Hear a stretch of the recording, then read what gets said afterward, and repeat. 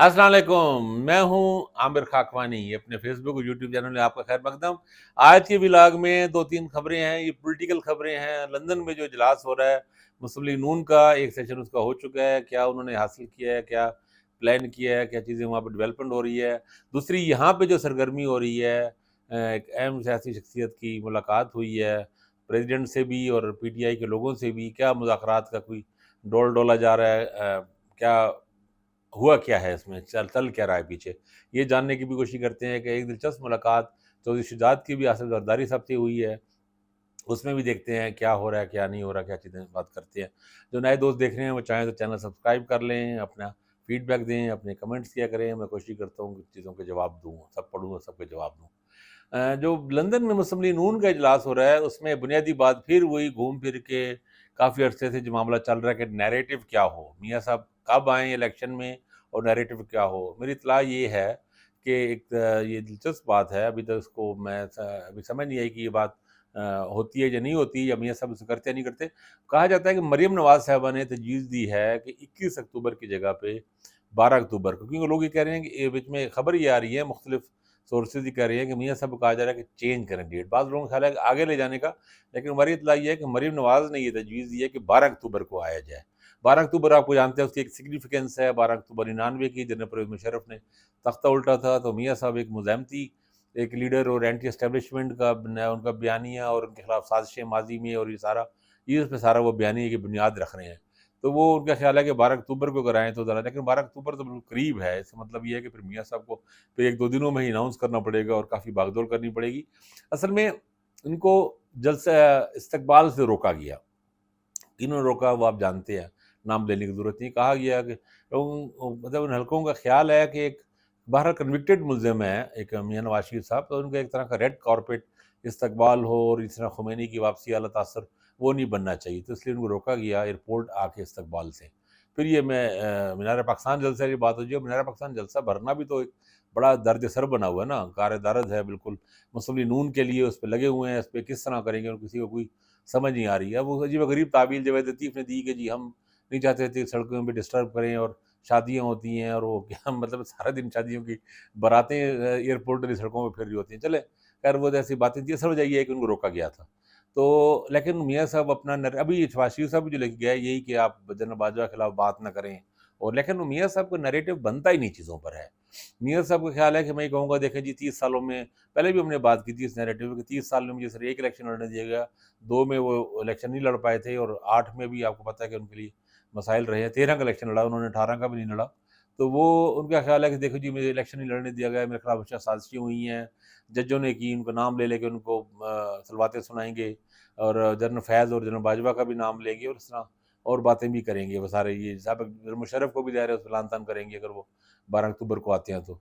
तो वो नैरेटिव उनका इसी बुनियाद पे, लेकिन वो बात ये है कि मरीम नवाज़ और लोग ये मसले भी बने हुए हैं कि जिन लोटों के खिलाफ बात करते रहे हैं, अब राजा रियाज जैसे लोटे शामिल हो चुके हैं नून लीग में।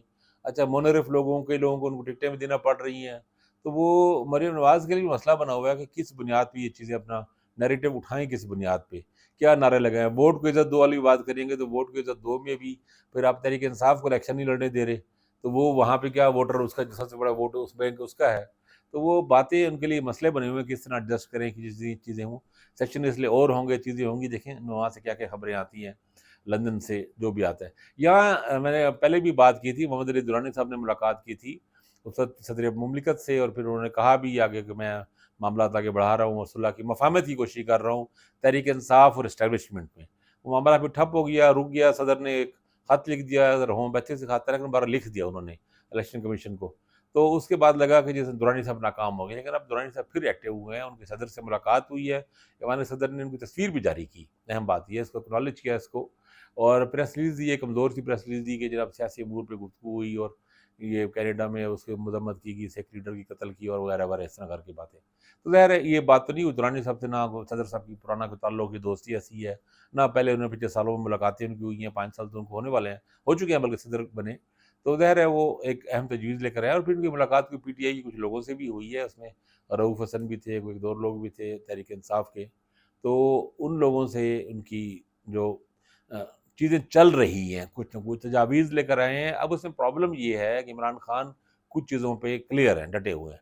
असल में इमरान खान को लगता है जो मेरे खिलाफ वर्स्ट होना तो हो गया, अब बाकी क्या हो जाएगा, 10 और सज़ा हो जाएगी तो मैं काट लूँगा जेल ही, जहाँ 2 महीने कट गए हैं तो और भी कट ही जाएँगे ना चीज़ें। उनको पता है कि भाई अल्टीमेटली उनको बी क्लास भी देनी पड़ जाएगी और अल्टीमेटली अडियाला भी उनको लाना पड़ जाएगा, तो जो भी आएगा वो भुगतने के लिए तैयार है। तो बात पीछे फिर यही है कि पीटीआई को असल में इनके पास देने के लिए क्या है? ये मैंने कई लोगों से पूछने की कोशिश की, उन्होंने कहा ये एक बात, इमरान खान को रियायत देने की बात को भी लेवरेज के तौर पे कर रहे हैं, जनाब आपको बी क्लास दिलवा देते हैं, सहूलत दिलवा देते हैं, मुलाकातों की आसानी हो जाएगी आपके लिए, आसानी से लोग मिल रहे, हफ्ते में 1-2 दिन रख के आपकी फैमिली के लोग सब लोग मिलेंगे, कई घंटे बैठे रहें सुप्रीडेंट के, डिप्टी सुप्रीडेंट के कमरे में, जिस तरह माजी में यूसुफ रज़ा गिलानी और जावेद हाशमी वगैरह से मुलाकातें करने लोग जाते रहे हैं।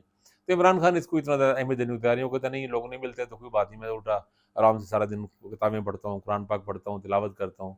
और बकौल इनके इमरान खान के अपने कि मेरा रिश्ता अल्लाह से बड़ा मजबूत हो गया है, लोग कहेंगे तो उल्टा मुदाखलत ही होगी, डिस्टर्ब होंगे।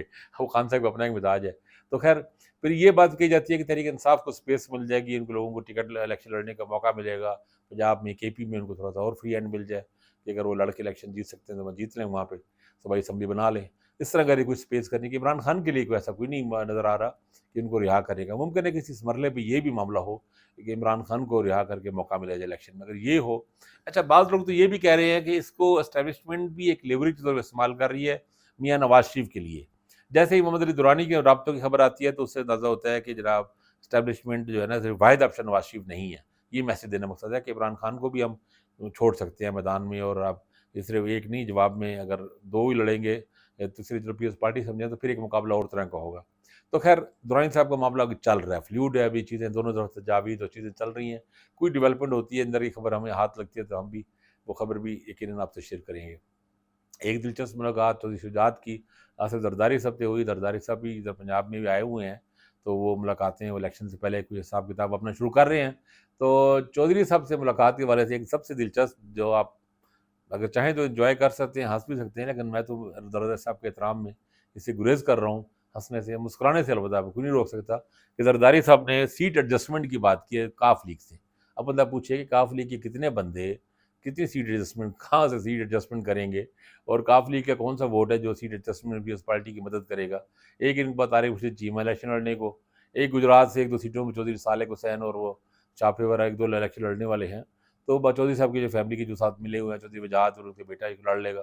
तो उनके भी गुजरात में सूरत हाल ये है कि फिरोज इलाही किसी बंदे पे हाथ रख दे, खंबे पे हाथ रख ले, खंबा जीत जाएगा। गुजरात के लोग ये बता रहे हैं कि वहाँ पे 30-40 हज़ार वोटों के मार्जिन से चौधरी के बंदे जीतेंगे। चौधरी साहब को खुद तो इलेक्शन नहीं लड़ने दिया जाएगा शायद, लेकिन जिस बंदे पे हाथ रख देंगे वो इलेक्शन जीतेगा। वज़ीराबाद में भी यही पोजीशन है। तो खैर काफ लीग से क्या सीट एडजस्टमेंट ने किया, उन्हें असल में जरदारी साहब से यही वो लेने की कोशिश कर रहे थे, किसी तरह नून लीग के साथ भी कुछ कशीदगी में कमी लाई जाए और एस्टैब्लिशमेंट के साथ थोड़ा सा चौधरी साहब को इस्तेमाल करते हुए कुछ पावर, जिस तरह वो कहते हैं ना कि एक वो हमारे लिए जनाब एक लेवल प्लेइंग फील्ड हो और ये हो, वो उस तरह बात। चौधरी शुजात ने ये मशवरा तो पब्लिकली हुआ है, अखबारों में भी छपा है कि उन्होंने कहा कि यार आप बयान शान ना दें। और वो तो जरदारी साहब तो वैसे ज़रा बेसिकली कह रहे थे आग पे अगर पानी छिड़क नहीं आए, और उनका मकसद था कि थोड़ा सा चौधरी साहब को ब्रिज बनाया जाए और कुछ मामला चले जाएँ।